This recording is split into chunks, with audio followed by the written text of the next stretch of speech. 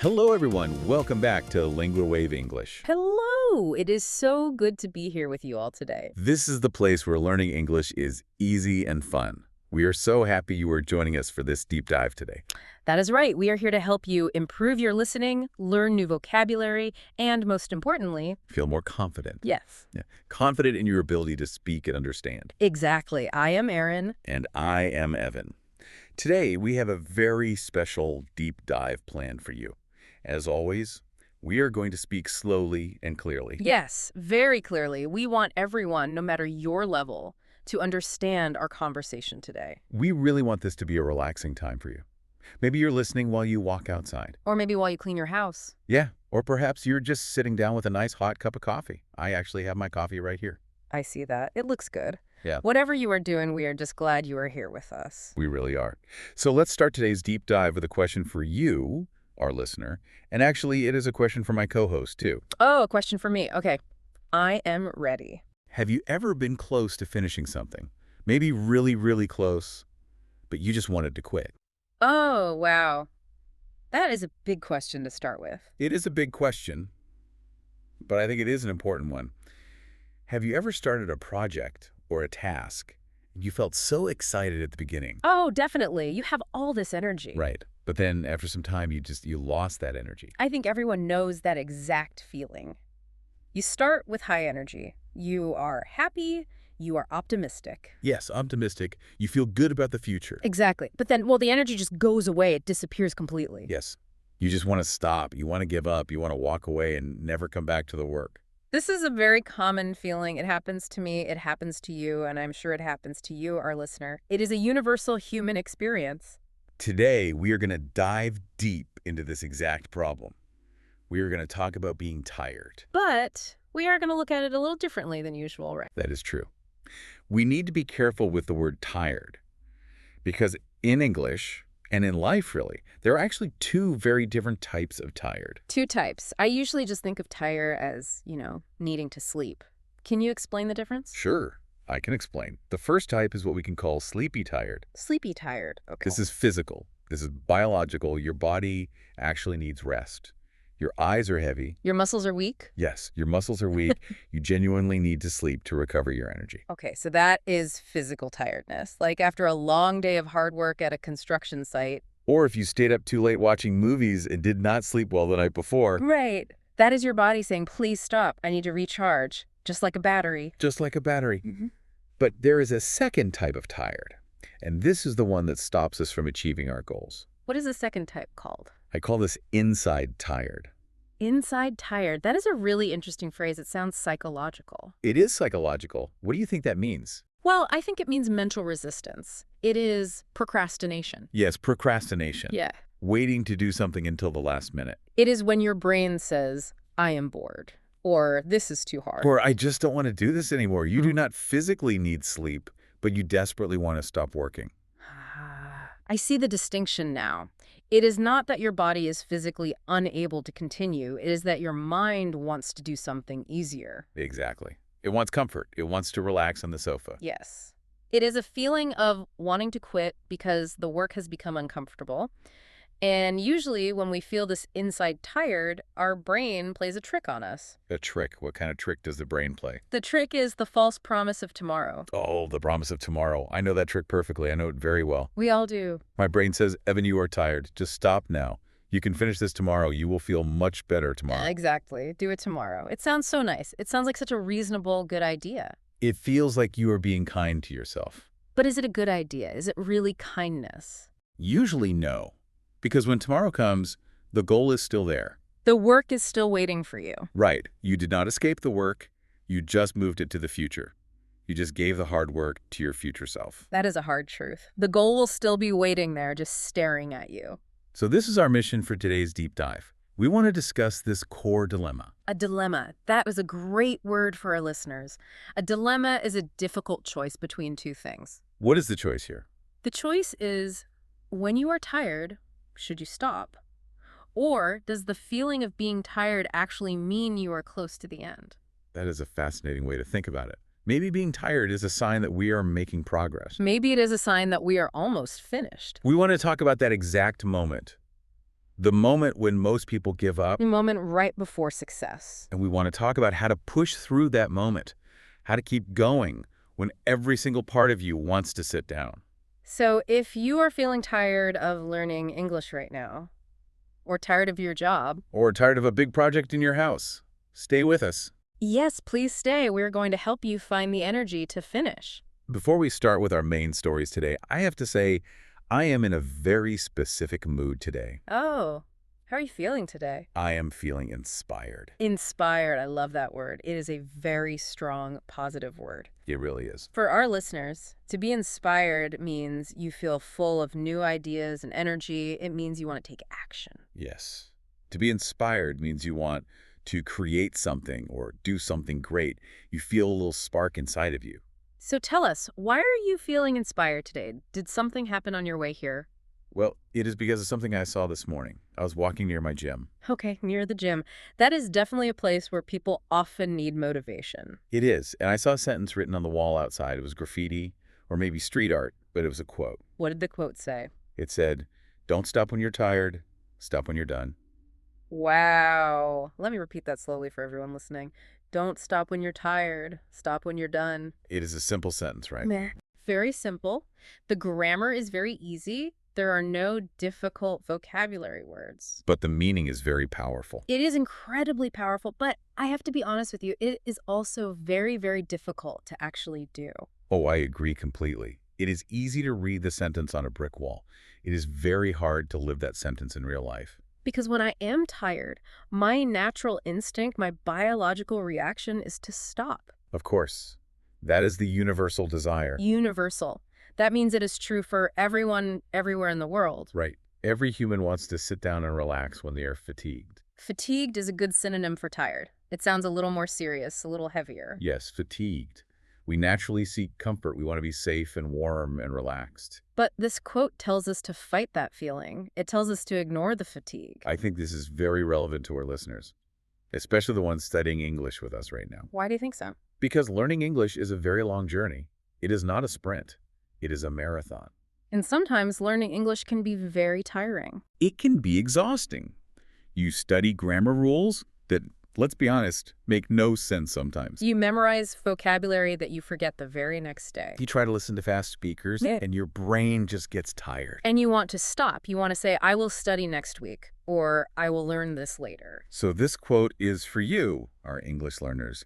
Don't stop when you are tired. Stop when you are done. Yes, stop when you have reached your goal.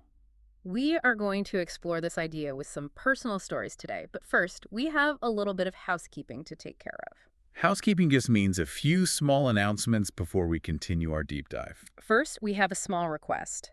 If you are enjoying this deep dive, please give us a like. Yes, please like the video or the audio. It helps us very much. It helps the algorithm show our channel to other people who are also learning English. And second, please subscribe. Join our LinguaWave family. We want you to learn with us every single week. We are a community here. We support each other. We want to be part of your language journey. And finally, sharing is caring. If you have a friend who is learning English, or a friend who feels like giving up on a big goal, Please send them this deep dive. it might be exactly the motivation they need to keep going today. Okay, let's get into the stories. You mentioned that you saw this quote near the gym and felt inspired, but do you have a personal example of this? I do. I have a very recent example, actually. Have you ever wanted to stop something simply because you were tired? Honestly, every single day. Really? Every day? Yes, life is busy, life is hard. But I have a specific story from last weekend. I want to tell you about the bookshelf story. The bookshelf story. Okay, I am listening. Tell us what happened. So I have a big bookshelf in my living room. It is made of wood, and it is very tall and very heavy. Okay. A classic piece of furniture, lots of books on it. Oh, hundreds of books. But it was old, and it was shaky. Shaky. Let's explain that word. That means it was not stable. It moved a little bit when you touched it. Yes, it was not solid at all. It was actually dangerous. I was worried the books would fall on someone. That is scary. So I decided to fix it. I made it my big project for the weekend. That sounds like a good productive project for a Saturday morning. I thought so too. I started on Saturday morning. I felt great. The sun was shining. I went to the hardware store. I bought some tools. I got screws and a new hammer and some strong wood glue. And how long did you think it would take to fix? What was your plan? Well, I was very optimistic. Optimistic again. You expected a good, fast result. You thought it would be easy. Yes, I thought, oh, this is a simple job. I just need to tighten some screws. I can finish this in 1 hour. 1 hour. For a big, shaky bookshelf with hundreds of books, I know, I know. that is very And optimistic. I was wrong. I was very, very wrong. So what actually happened when you started the project? Well, I started working. First, I had to take all the books off the shelf. Oh, no. Yes. Hundreds of books. I had to put them all on the floor. So your living room was a complete mess. Books everywhere. A total mess. You couldn't even walk across the room. Okay. And then I took the bookshelf apart. You took it apart. Yes, I had pieces of wood all over the room. Okay. So now you have a giant pile of wood and a giant mountain of books. And then 2 hours passed. To 2 hours. So you already passed your 1 hour goal. Yes. And I was not close to finishing. In fact, the room looked worse than when I started. How are you feeling physically at this point? Physically, I was miserable. Miserable. Very unhappy and uncomfortable. My back was hurting from bending over to pick up the books. My knees hurt from kneeling on the hard floor. And your hands? My hands were completely dirty from the dust and holding the tools. And how was the environment in the room? Was it a nice, cool day? No. Yep. It was hot. My air conditioning was not working very well that day, so I was sweating. I was sticky. Oh, no. Back pain, dirty hands, sweating, and a messy room. That sounds terrible. It was. I was exhausted. I was completely drained of energy. That is the inside tired and the physical tired working together against you. Exactly. And that is exactly when the temptation came. Temptation. That is when the inside tired started speaking to me in my head. Temptation is the desire to do something wrong or easy. What did you want to do? I sat down on the floor, right in the middle of the chaos. Right in the mess. I looked at the pieces of wood. I looked at the mountain of books. And I had a very clear thought. What was the thought? I thought, I want to stop. I really, really want to stop. I want to turn on the TV. I want to watch a movie. And relax. And most of all, I want to order pizza. Pizza. That sounds much better than fixing a broken bookshelf. It sounded perfect. The hot pizza, the movie, the comfortable sofa, it was calling my name. You could hear it. I could hear it. Aaron, come eat pizza. Forget the books. So you were at the critical moment of decision. You were tired. You wanted to quit. The tomorrow trick was probably happening too, right? Oh, definitely. I thought I can just leave this mess here and finish it tomorrow. Or maybe next Saturday. But did you stop?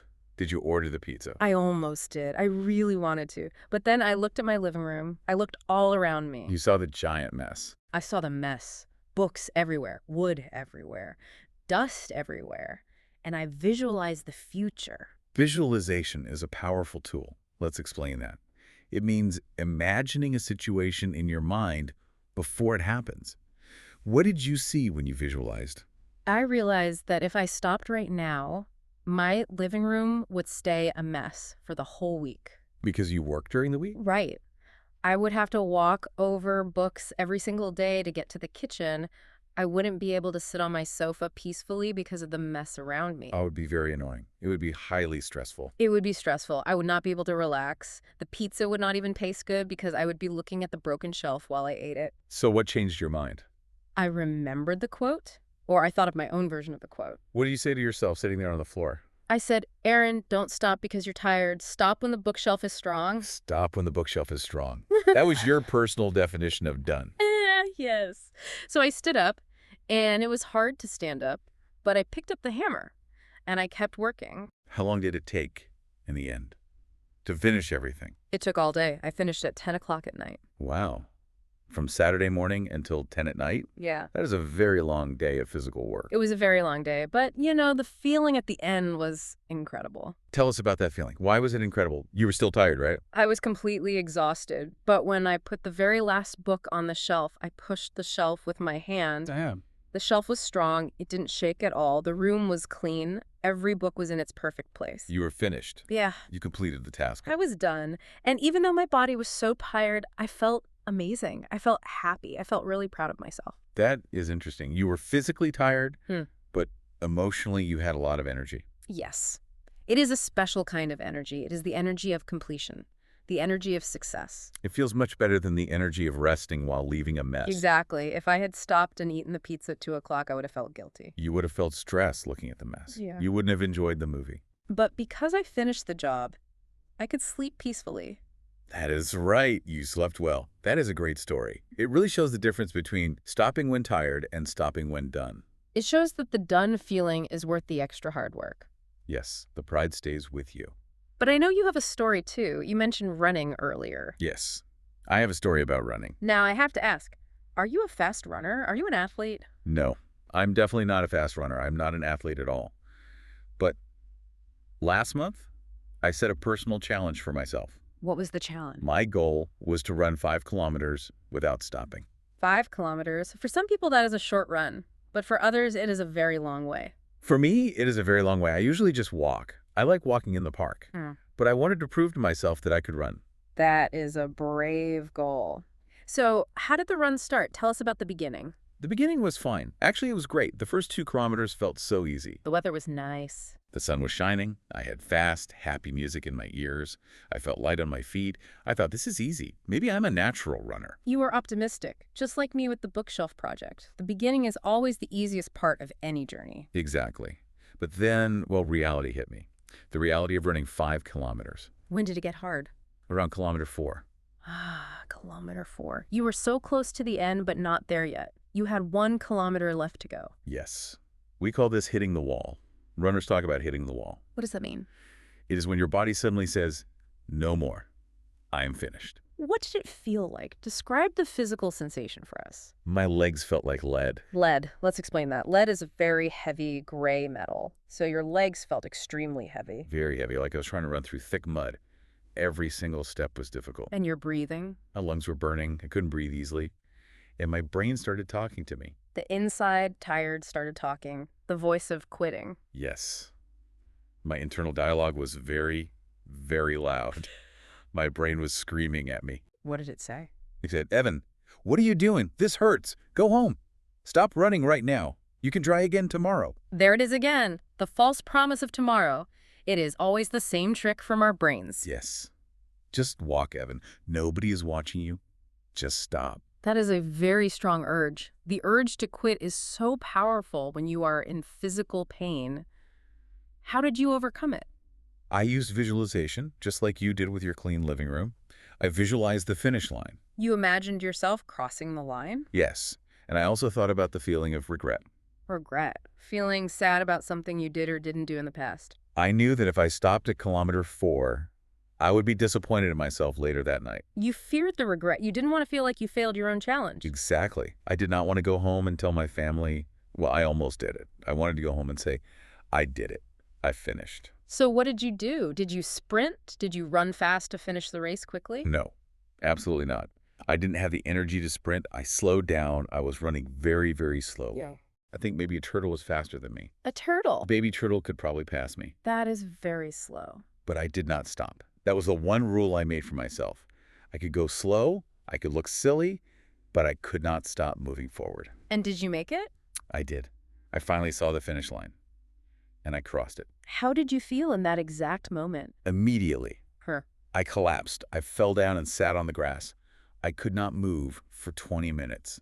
My legs were shaking uncontrollably. But were you happy inside? I was smiling so big. I was exhausted. Sweat was dripping off my face. I probably looked terrible, but I was smiling because I was done. That is the best feeling in the world, the feeling of victory over yourself. It really is. And just like your bookshelf, the pain goes away. My legs stopped hurting after a few hours. But the pride stays. The memory of finishing stays with you forever. The pain goes away, but the pride stays. That is beautiful. That is a quote we should write on a wall somewhere. We really should. Now, we are telling stories about bookshelves and running. These are fun stories. They are. But this is an English learning deep dive. That is right. We need to connect this to our listeners. We need to explain why this matters for learning English. Let's apply this to English learning, because I think English learning definitely has a kilometer 4. Oh, absolutely. I see this with my students all the time. What is the kilometer 4 for a language student? It is that exact moment when the initial excitement is gone. Yes. When you first start learning English, everything is new and fun. You learn simple things. Hello, how are you? My name is good. It is exciting to speak a new language. It feels easy. You feel like you're making fast progress. You feel smart. But then you hit a difficulty spike. A difficulty spike, a sudden increase in how hard something is. Maybe it is learning phrasal verbs like give up or figure out. Maybe it is the past perfect continuous tense. Or maybe it is trying to understand an American movie and realizing you don't understand anything they are saying. And suddenly, your brain feels like lead. Just like my legs felt like lead during the run. Yes. Students study very hard, but they feel stuck. They feel like they are not moving forward anymore. We hear complaints all the time from learners. What do students typically say when they hit this wall? They say, I can't remember the vocabulary. Or, I am so tired of making grammar mistakes. Or they say, I sound stupid when I speak to native speakers. And then they say the most dangerous thing. They say, I will just take a break for a few months. I will come back to studying English later. That is the critical moment. Yeah. That is the moment of danger. That is the inside tired trying to make you quit. If you stop when you are tired, when you are frustrated, what is the consequence? The consequence is that you don't reach your goal. You lose all your momentum. And often people never start again. A break becomes forever. But if you persist, Yeah. if you keep going, even when you're tired, even if you go slowly like my baby turtle, Then you reach the reward. If you stop when you are done, you become a confident speaker. you become a speaker. That is the ultimate goal. Yes, you don't have to be perfect. You just have to finish the study session, finish the course, finish the conversation, even if it is scary. So, we have defined the problem today. We know all about the inside tired. And we have given some personal examples. Now we need to give our listeners some real tools. Yes. We need strategies. How can we actually do this in real life? When our brain says stop, how do we say go? Let's talk about strategies for success. You know, I actually use a specific mental trick. Yes, you mentioned a trick earlier. Strategy number 1 is what I call the 5-minute rule. The 5-minute rule. I like the sound of that. How does it work? It is a mental trick to defeat the inside tired. When I want to quit or when I don't want to start studying or working, I make a deal with myself. A deal. A negotiation with your own brain. Yes. I say, okay, Aaron, you want to quit? That is fine. I accept that you are tired. Yeah. But first, just do 5 more minutes. Just 5. Only 5 minutes. If you still want to quit after 5 minutes of trying, you have permission to stop. 5 minutes seems very short. It is not scary. Almost anyone can do 5 minutes. Exactly. That is why the rule works. My brain says, oh, I can do 5 minutes. That is easy. I can survive 5 minutes of vocabulary practice. So you start working, or you keep working, for 5 minutes. And what usually happens after the 5 minutes are over? Usually the feeling of mental resistance goes away. I get into the flow of the work. The flow, you get focused. Right. And after 5 minutes, I don't want to stop anymore. I just keep going for another 20 or 30 minutes. That is brilliant. It is really about overcoming the initial barrier, because the hardest part is always just starting. Yes. Or restarting when you lose focus. The 5-minute rule helps you push through the wall. It tricks your brain into working. I love that strategy. I'm going to try that next time I want to quit running. Just run for 5 more minutes, Evan. It works for running, for cleaning the house, and definitely for studying English. Just read this English article for 5 more minutes. Just listen to this LinguaWave deep dive for 5 more minutes. Now, I have a question for you. A somewhat serious question. Okay, go ahead. Is it ever okay to take a break? This is a very important distinction. We really need to be clear about this for our listener. Because we are saying, don't stop. But humans naturally need rest. We are not robots. Yes, we need rest. So strategy number 2 is called the pit stop. The pit stop. This is a term from car racing, right? Like Formula One racing. Yes, exactly. In a car race, the cars drive incredibly fast around the track.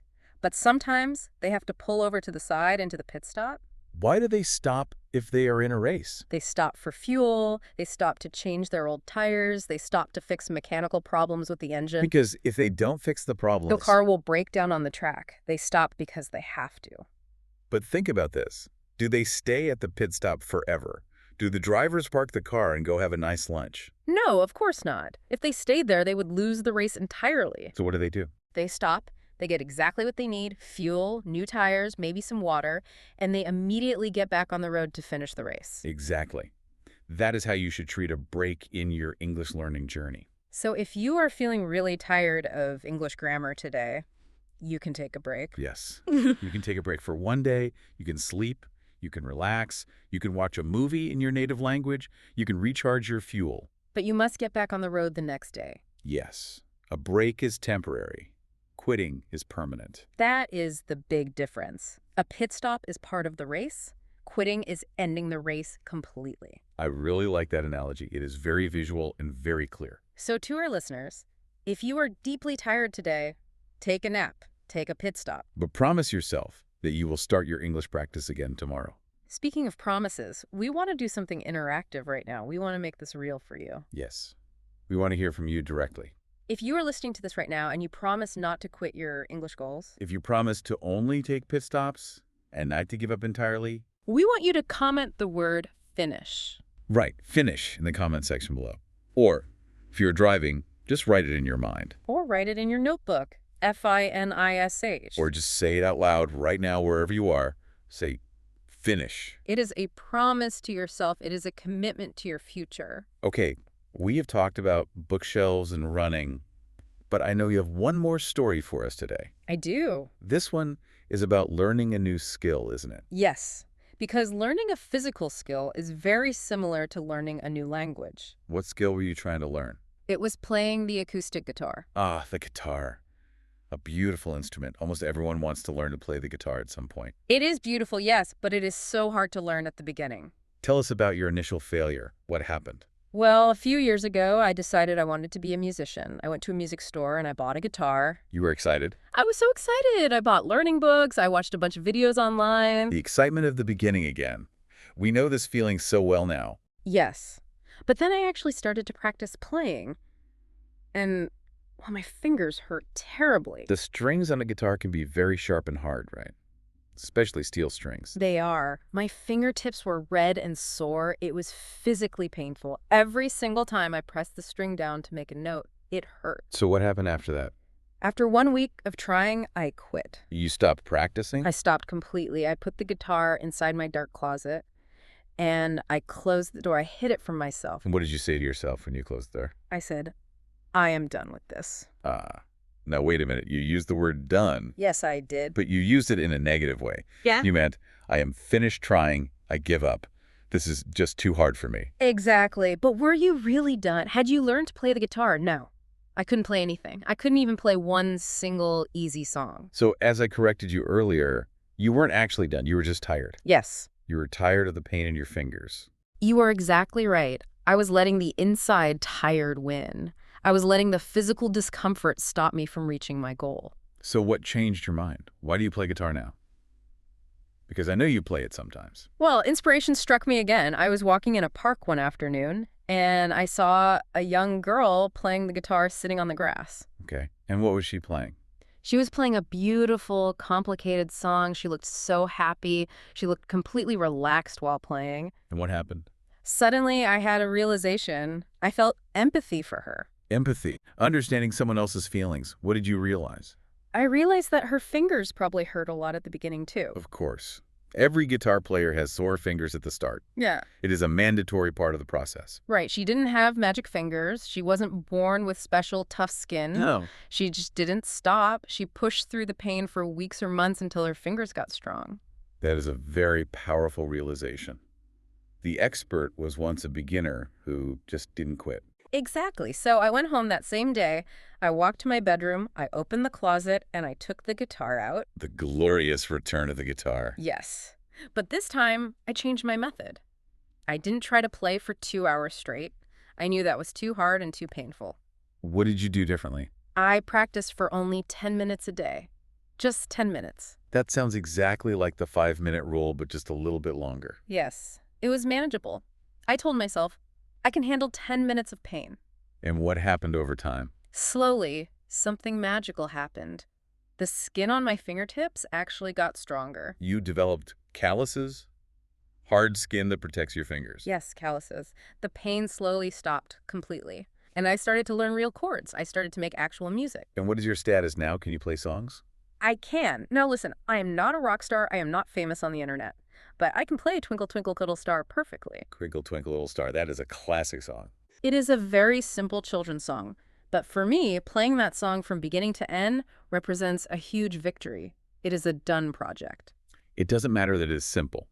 What really matters is that you pushed through the hard part, the painful part, and reached the final result. Exactly. When I play that simple song, I feel proud. I feel like I finished what I started. I didn't stop when I was tired. I stopped when I learned the song. This guitar story leads us perfectly into our next big section. We want to talk about the philosophy of persistence. Persistence. That is a great advanced vocabulary word for our learners to write down. It really is. It means the quality of continuing to do something even when it is very difficult. It means not giving up. Persistence. So I have a philosophical question for now. I'm ready. Ask me. It is about nature versus nurture. Are we born with persistence? Is it just something in our DNA? Are some people just born strong and stubborn? Or can we learn how to be persistent? That is a classic debate. Some people definitely seem naturally stubborn or persistent, but I strongly believe the answer is we can learn it. I agree with you. I think persistence is exactly like a muscle. A muscle, like the biceps in your arm. Yes. If you go to the gym and lift heavy weights, your muscles slowly get stronger over time. You can't lift a massive weight on your very first day. You would drop it.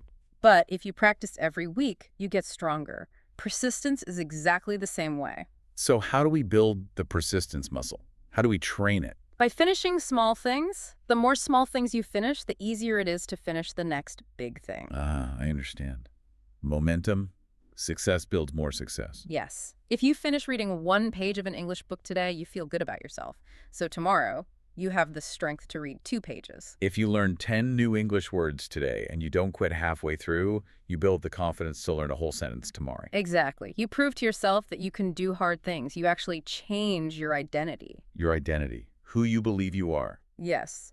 You stop being a person who quits and you slowly become a person who finishes. I really like that. A person who finishes. That is a fantastic identity to have. But there is a warning here. We need to warn our listeners about a very dangerous trap. A trap. What is the trap? The trap is perfectionism. Oh, perfectionism. The absolute enemy of getting things done. We said earlier, stop when you are done, but we really need to redefine the word done for our language learners. Does done mean perfect? No, absolutely not. Done does not mean perfect. This is so incredibly important for language learners. I see so many students waiting for perfection before they speak. Yes, many students wait. They wait until their grammar is 100% perfect. They wait until their accent sounds exactly like an American or British person. They wait until they know every single vocabulary word in the dictionary. And what happens while they're waiting? They never speak. They stay completely silent in conversations because they are terrified of being imperfect. But perfection is impossible. Even native English speakers make grammar mistakes every day. I make mistakes. I make mistakes too. Exactly. If you wait for perfect English, you will wait forever. So what should the goal be? If the goal is not perfection, what does done look like? The goal is simply communication. Communication. Let me give you an example. Did you try to order the coffee at the cafe? Yes. Did the waiter understand what you wanted? Yes, mostly. Did you get your hot coffee in the end? Yes, I got the coffee. Then you are done. You succeeded. It doesn't matter if you made a small grammar mistake. Right. It doesn't matter if you said, I want coffee instead of the more polite, may I please have a coffee. You communicated your need. You are done. Don't worry about perfection. Worry about connection. Worry about finishing the sentence, even if it is messy. Yes. Done is always better than perfect. Done means you took brave action. Perfect usually means you sat at home and did nothing. Wow. We have really covered a lot of ground today. This has been a very deep dive into human psychology and language learning. We really have. We went from a quote on a gym wall to a messy broken bookshelf to a 5-kilometer run and finally to a guitar hiding in a closet. Let's move to our outro and recap everything for our listeners. Repetition helps memory, and we want these ideas to stick in their minds. That is a good idea. Let's review the main quote one more time. Don't stop when you're tired. Stop when you're done. Remember the stories we told today. Remember the bookshelf. It was hard, hot, and messy work, but finishing it brought peace of mind and pride. Remember the 5-kilometer run. The legs felt like heavy lead at kilometer 4. The brain screamed to quit. But crossing the finish line slowly brought a huge smile. Remember the guitar story. The fingers hurt on the strings. It was physically painful. But short 10-minute practice every day led to playing a full song. And remember the practical strategies. What was the first one? The 5-minute rule. Just tell yourself, I will study for 5 more minutes. It tricks your brain into starting the work. And the second strategy? The pit stop. It is okay to rest. It is completely okay to take a 1-day break. But do not stay at the gas station forever. Get back on the road tomorrow. And finally, remember that persistence is a muscle. You can build it by finishing small tasks every day. And never forget, done does not mean perfect. Done simply means you finished the task. You know, I feel very encouraged after this conversation. I feel ready to go finish some projects I have been avoiding. I do too, and I really want to encourage our listeners right now. Yes. If you are listening to this deep dive right now, you are doing it. You are not quitting. You are practicing your English listening skills. You are moving toward your personal finish line. Every single minute you listen is a victory. Validation is so important. You should be very proud of yourself for listening to an English podcast. It is not an easy thing to do, but you are doing it right now. We believe in you. We know learning English is hard. We know you get tired. We know all about that inside tired. But we also know you can finish. Before we say goodbye today, we have our final call to action. Please subscribe to the LinguaWave English channel if you haven't already. Join our learning community. And please give us a like. It really helps us reach more students around the world just like you. And remember, our small homework assignment for you. It is a comment prompt. We want you to leave a comment below the video or audio. Tell us, what is one thing you are going to finish today? It can be very small. You can write, I will finish washing the dishes. Or I will finish reading one short news article. Or even just, I finished listening to this deep dive. Tell us your goal. Writing it down in the comments makes it real. It helps you keep your promise to yourself. We love reading your stories. We read every single comment you leave for us. So keep practicing your English every day. Keep speaking, even if you make mistakes. And keep smiling. We will see you in the next deep dive. One last time before we go, give us the mantra. Don't stop when you're tired. Stop when you're done. See you soon. Bye-bye. Bye, everyone.